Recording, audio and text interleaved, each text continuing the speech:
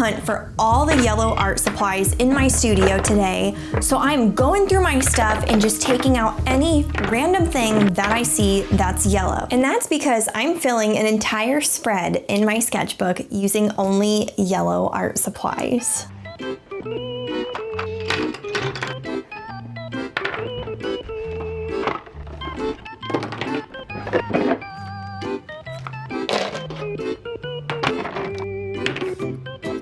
This is going to be super fun. It's going to be super mixed media.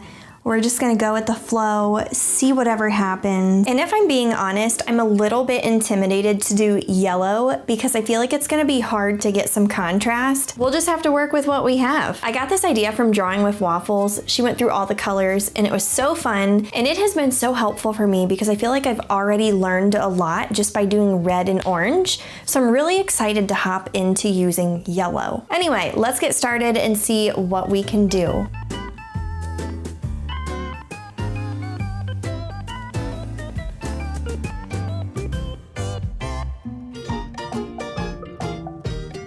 Sometimes I feel like yellow doesn't quite get the credit it deserves. So to see all these art supplies sitting here together like this, it's so satisfying. Definitely gonna have to figure out a way to make these work. Found this piece of scrap paper in a drawer and I definitely wanna try to use this as well. It is so reflective. It's like, whoa. Honestly, I don't know if I've ever used this. That's the beauty of something like this. It helps me use art supplies that otherwise sit neglected. I did grab this gold, which isn't technically yellow, but I felt like it would be really good for accents. And by the end, we will probably want this. I also found this gold Uniball pen that I will be using. Let's find a page. Okay, we have a fresh spread. I think I already know something I want to do going into this. I just have to figure out how to make this work. Logistically speaking. So I have these fancy oil pastels. I am not an oil pastel girly. I thought it would be fun to try to be one today. I'm gonna have to do a border around the edges is what I'm getting at. I'm just looking around at everything and I'm like, whoa, this might be kind of challenging. I'm gonna start with the border. I'm pretty sure yellow is going to be the most challenging color I've done so far, but I'm up for a challenge, so it's okay.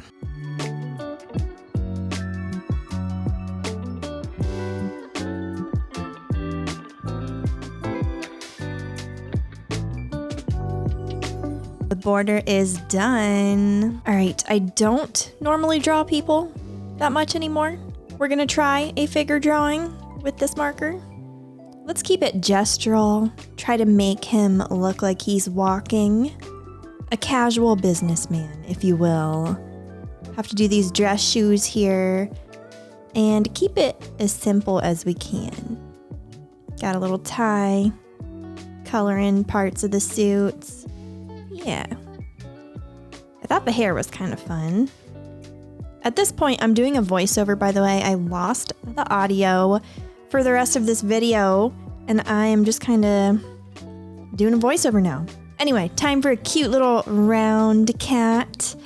I decided, you know what, instead of doing the body, we're just gonna make this cat like a little ball appearing at the bottom of the page. Gotta love that. I really love round animals. Something about it makes me so happy. And of course, heart blush. I've been really into heart blush lately. So fun. One of my favorite things to do is to add stitches. So that's why there's little stitches on here. Had to plushify it, stuffed animal-fy it. Anyway, I added some little whiskers at the end and there's the kitty. Kitty, kitty, kitty. Let's take this Copic marker and revisit the border of this page. When I first started this yellow page, I knew I wanted to do this whole border with this squiggly line inside of all these dashes, and then I kind of forgot to do that part, so I had to revisit it. I moved on to these plants, and something that I discovered when I did this yellow spread is that a lot of my yellow art supplies have been neglected and they have dried out. So if you don't see me use all of the yellow stuff that's like around the sketchbook, it's because some of it dried out. But moving on, we're drawing a candle now. I used this little Stabilo thing and I made the flame glow a little bit. That was really fun. I love this thing.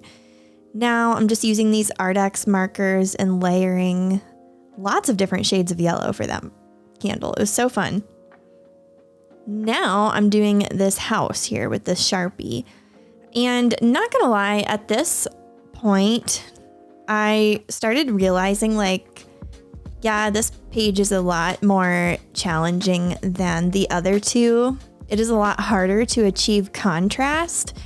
And I have to use like the yellow oranges or like the yellow browns to get that.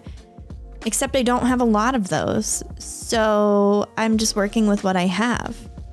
And again, I don't want to dip into using other colors. This is like a challenge I am doing to try to learn more as an artist. So yeah, it was just something that made me have to think harder about what I was doing. And I had to pivot a lot. Like with this house, I realized, no, this Sharpie is not going to work. I need to add some pizzazz. So I took a yellow orange. I also just used this pastel for the smoke out of the chimney. But yeah, I had to create contrast in more creative ways than the previous challenges. Now I'm just cutting this origami paper. And I am going to add some pizzazz with this because, oh, we need it. We need it.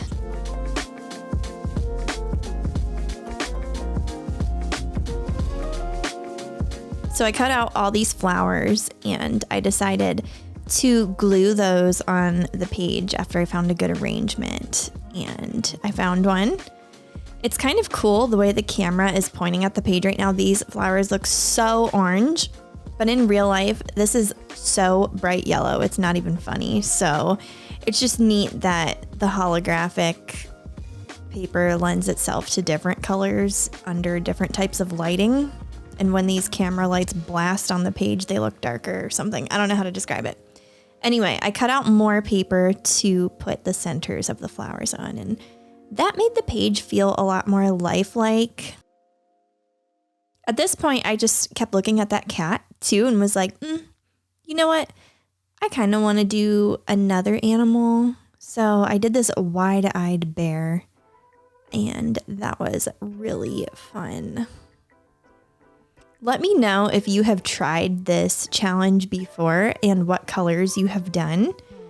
Have any of you tried yellow? That's what I want to know, because I feel like yellow has been the one that's made me have to think outside the box a little bit more. But I will say, if you do this and you're trying to just improve as an artist or help your creative flow, something that has helped me is to just draw whatever comes to mind or draw your comfort things. So for this, I drew a lot of comfort stuff. My comfort things are generally flowers and little plant-like elements. So in all those little small spaces, you'll see me do those. And that's like, I'm bringing my comfort into something that was kind of intimidating and it feels more like me. And then other things like that figure drawing, I pushed myself a little bit. And I actually did that at the beginning. I tried to do a harder thing at the beginning to just get it out of the way. And then I feel like, oh, I broke the ice a little bit. Another thing I like to do is draw certain art supplies. So I drew that Crayola marker that I just showed. And that kind of stuff really helps. But just drawing random things that come to mind too are helpful. These inks sat for a long time. There were like little chunks in them. So you're about to see some like nasty stuff up on this page. I don't know. It just didn't behave the way I thought it would, or like the way I'm used to them behaving. So I think that ink is maybe too old or something. I don't know. There were like chunks in it or something. I don't know how to describe it, but we're moving on. This candle needed some outlines. And now I'm drawing goldfish.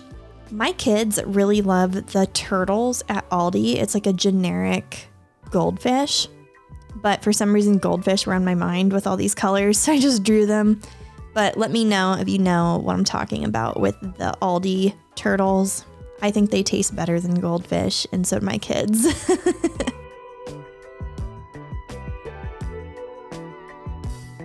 Now I'm taking some gold to do some fun little accents and draw this little paintbrush. It was a nice pop of contrast. just an aside, I'm still obsessed with these flowers. It feels so magical. I'm gonna use this the lazy girl way. If you've seen any of my previous videos and know what I'm talking about, I'm just gonna get the paint out of my tube with my brushes. All right, so I'm taking this paint and I'm just layering it over random spots, doing little dashes, doing other little objects, all that fun stuff. I decided to paint this figure's shirt and briefcase, and I felt like that added more life to the page. And then I found this oil paint marker from Arteza, and it's gold, and this thing was thebomb.com. It was so good. Look at that. So I added a bunch of cat heads to this page because I felt like it would tie in with the theme. And then I layered this Art X acrylic paint marker over all of them for the eyes. It was such a cool effect. It was so fun. So I really enjoyed playing with that, like layering on top of a metallic paint marker. I didn't really expect it to work as well as it did. And then I had to add some birds. I've been playing Wingspan again. It's like one of my favorite board games, so it felt fitting, especially with these colors. There's a lot of really beautiful yellow birds out there, so yeah. Then I had to add this gold and do something with this weird ink blob that did not work out. So I made it into a weird bunny and just pivoted. And I low-key love this thing. It looks so just, I don't know. You can tell it came from an ink blob, but I'm still loving it.